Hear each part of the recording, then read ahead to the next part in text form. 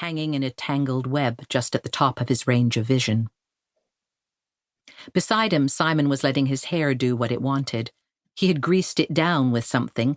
It needed cutting, but Joan had been too busy with her aunt to see about that, and now it ruffled up in thick strings and stood out wildly in every direction. When James turned to look at him, he nearly smiled. With his face sideways to the wind, the roaring sound was quieter. So he kept looking in Simon's direction until Simon grew uneasy. "What you staring at?" he asked. "Nothing," said James. "Some wind we got." He looked straight ahead again, and the roaring sound came back to hammer at his ears. The ground they were treading was wild and weedy, with rocks sticking up here and there, so white they might have been painted. There was no path to follow. Below them was the whole town of Larksville, the main street hidden by trees, but the outlying houses and the tobacco fields laid bare to the sun. At the foot of the hill was the white gravel road where Simon and James both lived.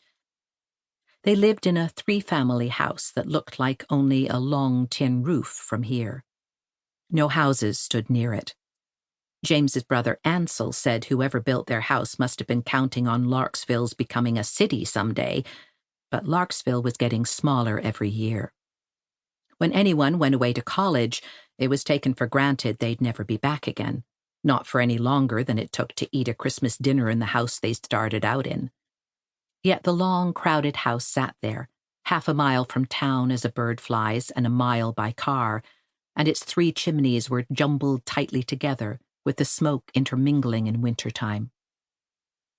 The sight of that green part of town was cool and inviting. It made James think of cold beers in the tavern opposite the post office. He looked down at Simon, but Simon was hunched into the jacket of his suit, and he still seemed cold. "Do you like sardines?" James asked him. "Not much." "Or cold cuts?" "No." They stepped through a tangle of briars with the thorns making little ripping sounds against their clothes. "I could eat a pizza," Simon said. "You better talk to Ansel then. He makes pizzas." Simon tripped and caught himself. He looked down at the small rock that had tripped him and then began kicking it ahead of him down the hill, swerving out of his course to recover it every time the rock rolled sideways. Gray streaks began to show on his shoes, but James didn't try to stop him. When they reached the gravel road, they turned right and began heading in the direction of the house. Simon's rock rolled into a ditch. He left it lying there. It looked as if they might get all the way home this way. Not talking much and not saying anything when they did talk, just as if this were an ordinary walk on an ordinary day. That suited James.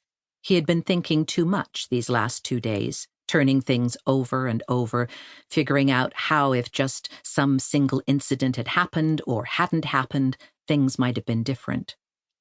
Now he ached all over, and thinking made him sick. He was just beginning to feel easier, ambling along in silence beside Simon, when Simon turned and began walking backwards ahead of James, fixing his frowning brown eyes on a point far down in the road. He opened his mouth and closed it, and then he opened it again and said, "James." "What?" "How far down in the ground before it starts getting cold?" "Pretty soon," said James. "How soon?" "Pretty soon."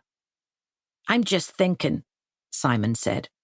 To keep him from thinking any more, James said, "Then it gets hot again, down towards the center of the earth. That's beyond digging distance." 6 feet under is stone cold," said Simon. "Well, yes." "Good old Janie Rose, boy."